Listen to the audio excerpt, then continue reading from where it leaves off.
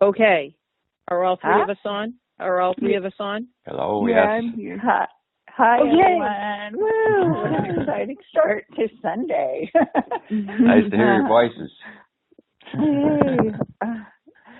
So we are here with Andrea, Ursula, and Roger again for Ursula's monthly forecast, which is so exciting. Yay. Yay. Get some more energy into that, would you? Yeah. It's quite early in the morning, and we had some technical difficulties, so be patient with us. Okay, Andrea, let's go for it. It's perfect. It's all perfect. Hi, everyone. Hi, Ursula. Hi, Andrea. Hello. Yay. Okay, so this is great. Once again, it's an amazing month coming up for your personal lunar cycle. And I am calling this just to give you a sense, and it's long, but I want you to get a sense for what's coming. This is called emotional investigation, integration, and peace. That sounds pretty good, right? Yeah. So I want to talk a little bit about the collective moon cycle versus a personal moon cycle and what it is. So we've got the two most fundamental energies in our birth chart, or in the two most fundamental energies that we receive here, as humans on Earth, is the sun and the moon. And the sun is the most yang. It is projective. It is electric, and it gives us our sense of individuality and our purpose. Where the moon is yin, it is receptive, and it is magnetic, and it gives us a sense of how we are going to apply our purpose in life. I call it the creative element. It is the feminine aspect, and for thousands of years, the moon and the feminine energy was considered to be the creative energy. But of course, both energies work together, creating a cycle. And the moon cycle is simply an ebb and flow of energies between the sun and the moon. Again, the sun being our outward expression of our conscious self, and the moon representing the inner world of our needs, emotions, and reactions. We can think of it as a dance between the dualities of life. Some of the dualities we could think of, as empty versus full, right? A new moon, an empty moon versus a full moon. Inner self versus outer self. Giving versus taking, the in-breath versus the out-breath. So there's two major cycles to the moon. One's a waxing moon, where the moon goes from the new moon or no moon to a full moon, where it builds up the energies. And a waning moon goes from the full moon to a new moon, and it releases energies. So the dualities of this moon cycle teach us to create, learn, grow, and then ultimately to transcend the duality. Because you'll hear me talk a lot about perspective. If you're on a seesaw, for instance, you are very aware of the other side and your side and what's going on, the up and down. But if you were to take the perspective of an eagle or an off-Earth satellite looking down at that seesaw, it would eventually, at some point, that the perspective would be so far away that you would see the seesaw as one point. And you would, at that point, you would be transcending duality. So that's an image. I just hope that made sense in terms of getting perspective on these ebbs and flows in this dualistic life that we live in. Now, a collective moon cycle, we know about that. We hear about when there's a full moon going on, and we hear about when there's a new moon going on. But you also have your own personal moon cycle that was imprinted on you at the time you were born. When you were born, your sun and moon were, of course, in there making a phase to each other. They were making an angle, and that angle of 275 degrees, or what we call a last quarter moon, that was actually your new moon. That was when you were born. That was when you took your first breath. So a last quarter moon for you is the start of your lunar cycle. And a last quarter moon is a time when the energies of duality are releasing and dissolving. So new moon to full moon is a buildup of the energies, and a full moon back to a new moon, which is the half you were born in, is a time when we're releasing energies. And when you think about releasing energies from the standpoint of being a human being, most humans consider letting go to be a challenge.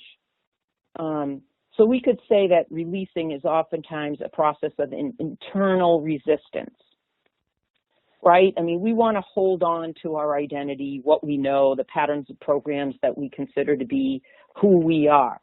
So letting go is not generally an easy thing for a lot of people unless you become aware of this. And that's what the whole purpose of this reading is, to get you familiar with who you are and how your processes work.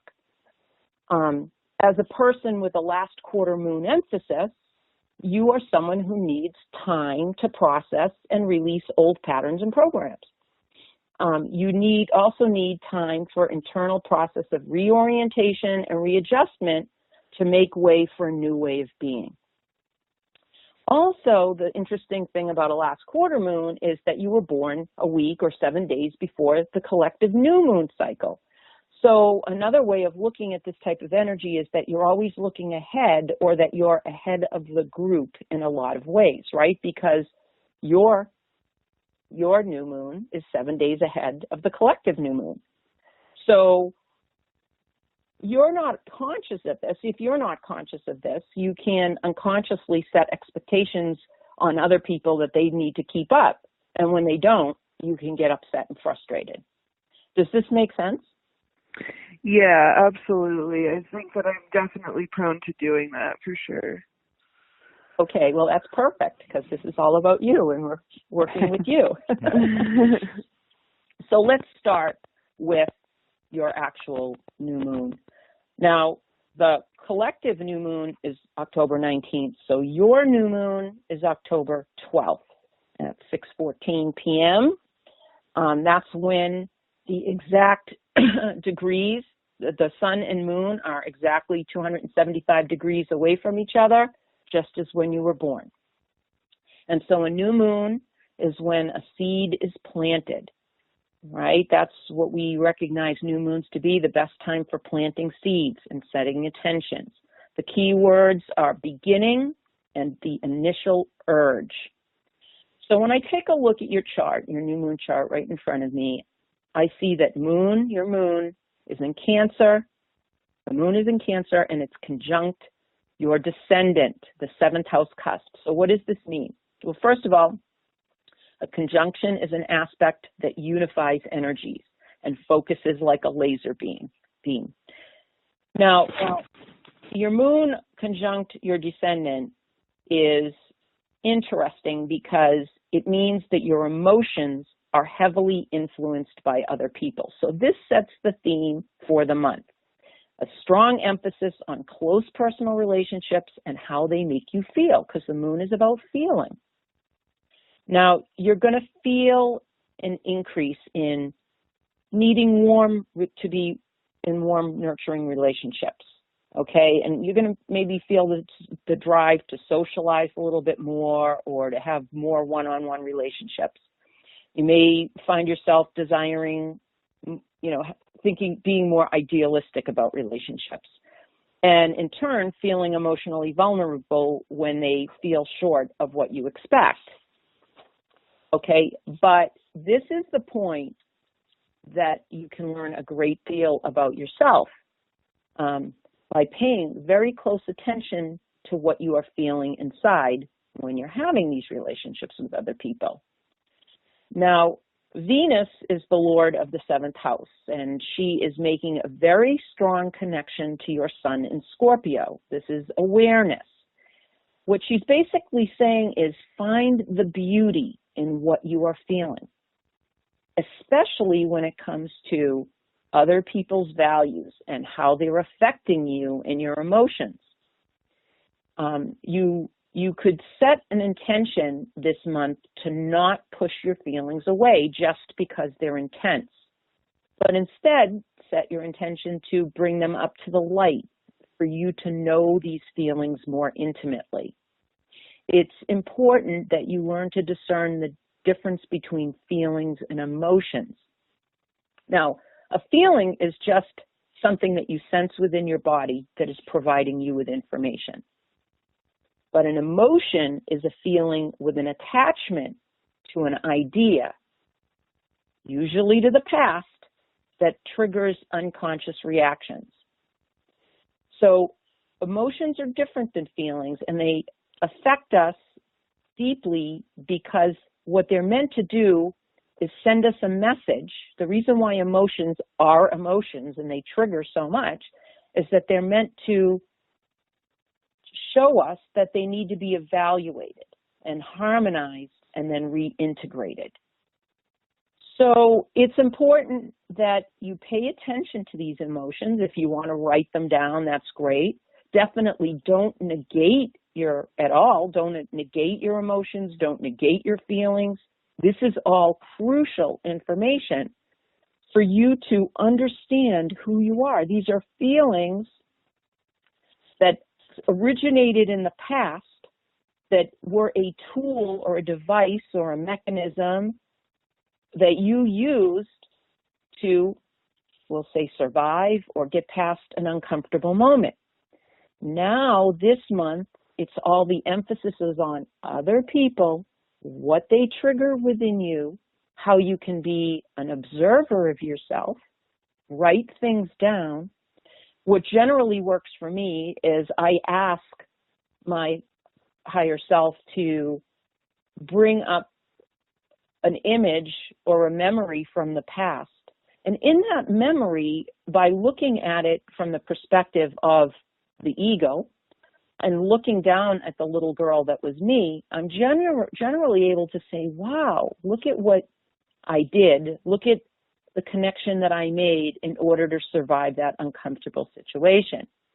But I'm not in that situation anymore. I'm an adult, and I can still use that tool, that unconscious reaction, if I want to, but now I have a whole plethora of other choices that I can make because I can see it from this adult perspective. Okay, so that date was October 12th, the start of your cycle. So now let's move on to October 16th, which is the crescent moon cycle. Now, this is generally, crescent moons represent the sprout drawn up by the impulses of light. So a sprout is coming up, and the key words are activation and striving for the future. And on October 16th, you've got a lot of Moon, Neptune, Jupiter, and Mars having a fantastic conversation. And what this is this is guidance for relationship building. It shows me that there's a mechanism here that you can use to achieve more emotional ease and harmony by using Neptune's capacity for universal or brotherly love. So the general theme is, when you see others are divine expressions of Creator, you will also see that you are as well, and vice versa. And similarly, when you feel into and you trust in the perfection of who they are, you will trust in the perfection of who you are, and vice versa. So I'm going to give you a personal story about myself. I generally shy away from large impersonal gatherings or parties. I'm a type of person that loves to spend time with a small circle of close friends. Now, one of my close circles meets on a monthly basis, and we love to share our beliefs, ideologies, thoughts on the current state of the world. So you can imagine that we don't always see things the same way. More often than not, we don't see things the same way. We feel differently. We don't have the same beliefs. And so as a result, discussions can get lively. And one of the tools that I use is that when I'm looking at someone who's sharing themselves with us, I look at them as a unique expression of divinity. If I don't understand what they're saying, or I don't accept what they're saying, or perceive what they're saying to be true, I request myself, and it's easy for me to do now, I stay in a state of awe over their uniqueness as a divine expression in an endless sea of possible expressions. And it's in that awe and wonder and just amazing love of that person that, you know, I can see their uniqueness as being beautiful. And so there's sort of this mantra that goes through my mind of, I honor others' individuality just as I love to have my individuality honored. So you can use a mantra something like that. I honor others' individuality just as I love to have my individuality honored. And this is just one tool that you can use, and it's a great opportunity right now to allow Neptune's energies of love, compassion, kindness, understanding, and grace as a way to expand your own personal inner emotional growth. Now, in a soul-centered person, this combination of energies becomes that of a spiritual mountain. You have this energy very strongly in your birth chart. This type of practice, if we want to call it that, provides, and definitely with you, it will provide like what I see as astute mental and emotional abilities, creating dynamic magnetism, and actually the ability to lead others to the mountaintop. And we'll get, as I go further into this, it will make a little bit more sense about what I mean by that. But this kind of practice for you, yes, it can be a little bit mental, but it's also emotionally very grounding and stabilizing. And so let's move on to the first quarter. October 20th then is a first quarter moon for you, and this is when the seed sends down roots, anchoring its life force. The key words for first quarter moon are external resistance, action, clearing, and building.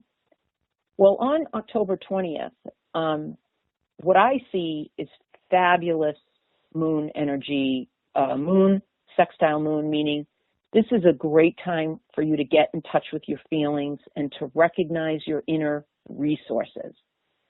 So first quarter, yeah, it's external resistance, but it's all about getting in touch with your own feelings. Now, Mars is making a sextile to your sun. And remember, your sun is Scorpio. You identify as being a deeply emotional person. And so the Mars requests that you take action. This is about exhibiting bravery or courage, or get you to do something that normally wasn't comfortable before. So I see October 20th as an excellent opportunity for you to use the energy and spirit of who you are to bring your emotional nature out into the light. Moving on, October 27th is your full moon. And remember, a full moon is about bearing the fruit. The fruit is the reason for a tree's existence. So a full moon here on October 27th is about full illumination, conscious awareness, and the results of the work that you set from the intention that you set in the new moon. So where are we right now? I just want to check in with you, Ursula. Is this resonating with you? Is this feeling like are you in tune with that this is a process? What's going on this monthly cycle is a process. Yeah, I think it's really interesting. Like before this call, I had never really thought of, like you were saying, how building up to a full moon is one type of energy, and then like from a new moon, or from a full moon to a new moon, is the release of energy. And even just like throughout these calls, all together, I've really started to understand more strongly how, it is a cycle and different energies are present at different times, and that it's all kind of just this transformative journey, like in general, but then also month to month.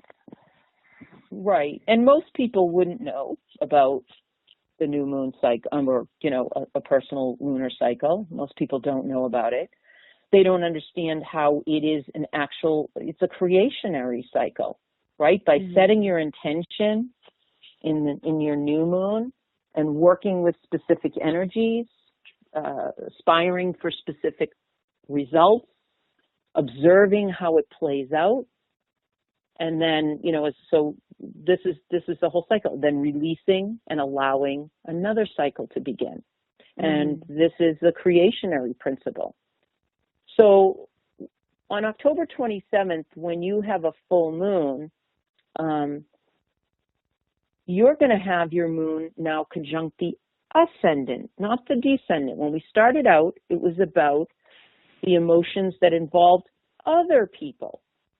But when the new moon comes around, now it's about your emotions regarding self.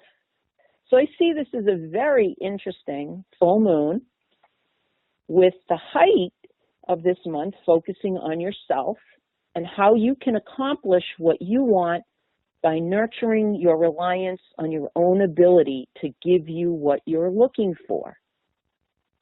So we start out where you're looking for what other people are going to give you what you think you're looking for, and it culminates with a full moon with you seeing yourself as the bringer of that nurturing or reliance on your own ability. And the full moon bringing awareness of this opportunity to free yourself from the illusion of dependence on other people. Now, normally in a normal cycle, excuse me, you would feel highly sensitive to the words, body language, and actions of other people. You oftentimes feel motivated by an ideal that you hold in your head, in your heart, about how others should respond. But the bottom line really is you just want to be nurtured, right? That's what you feel. You want that nurturing. And if you don't get it, there can be all kinds of responses that come up, and not familiar with the details. I just see things like possibly passive aggressive behavior, which ends up being something that you don't even understand. Like it's in the 12th house. So you're like, why is this even happening? Okay. But with this full moon, what I see is an opportunity for you to accomplish what you want by seeing yourself as the most reliable person and partner to meet your needs. So there's a head and heart cooperating with each other energy kind of here. And imagine, and with Neptune here, this is about imagination. So imagine how you will feel as you shine from your newfound sense of independence. So that's like an imaginatory skill or practice I want you to see. What does it feel like to see yourself shining with your own independence and your own ability to get things done? Now, this isn't meant to eliminate needing people entirely from your life at all. That's not what this is about. This is about showing you balance in self-reliance and independence. And so I hope that makes sense, because every one of us is imbalanced in various aspects of our lives, right? I mean, that's the way it is.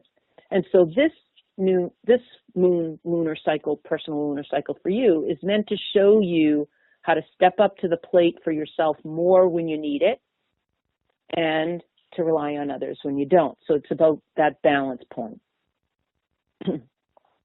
Now, November 3rd is the last quarter. And again, last quarter is a special energy for you because that's the energy that you were born under. So the last quarter represents the fruit on the tree, has been shared with everyone. The remaining fruit has fallen to the ground, and the fields are beginning to decompose the fruit. Okay? And so the energies around this analogy is internal readjustment and correcting. Again, these are energies that are very much part of you and your identity. What's going on here? Okay, there's a part of you that's going to feel at odds with letting go of some of your old habits. That's what I see happening here, Moon in conjunct Sun. Your mind will want to play out every detail over the last few weeks. But I'm going to encourage you to just breathe, relax, and release it all. Because what I see is being the payoff, if you do this, if you do try this new process, okay, and you release, you breathe and you release some aspects of your older self, you shed a layer of your older self, you're going to feel a sense of being more emotionally stable and soothed by it. And in turn, you'll also be able to see that feeling good about you helps others to feel good about themselves as well. And what's going to come up is this sense that you are more magnetically attractive to others. They're going to recognize and accept your unique traits, which is exactly the mantra that we started out with in the beginning of the month. By honoring other people's individuality, you will have your individuality honored, right? So it's that whole mantra starting out in the beginning and then playing out at the very last quarter of the cycle. And I just want to finish up by saying that November 11th, okay, so November 8th, 9th, and 10th is what we call the balsamic or dark of moon phase. And this is when the moon is just a faint sliver. The seeds of the fruit have now been fully integrated into the ground. They're buried underground.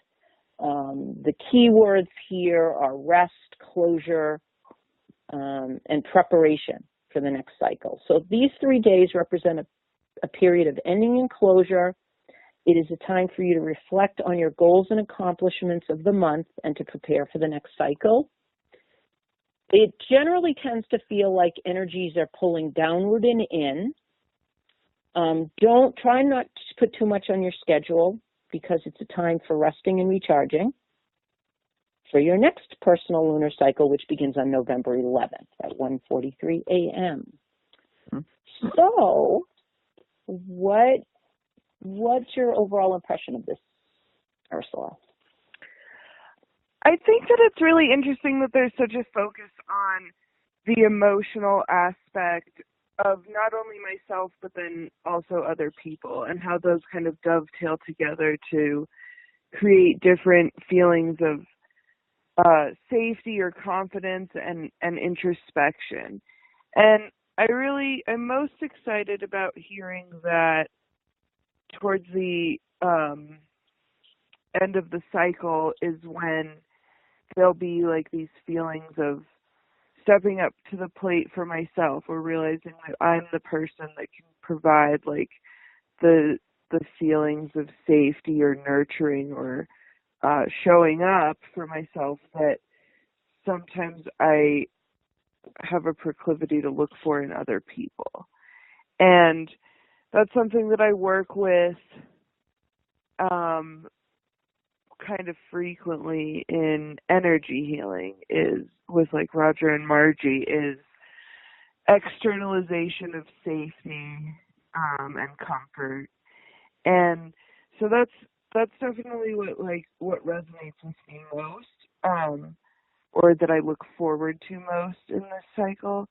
But I think that just the description of the whole cycle itself is so interesting. I mean, I hadn't even really made a distinction between feelings and emotions until hearing you explain the differences of them. And so I think that this is really going to be an interesting month and an interesting cycle, and I'm really excited to see what unfolds.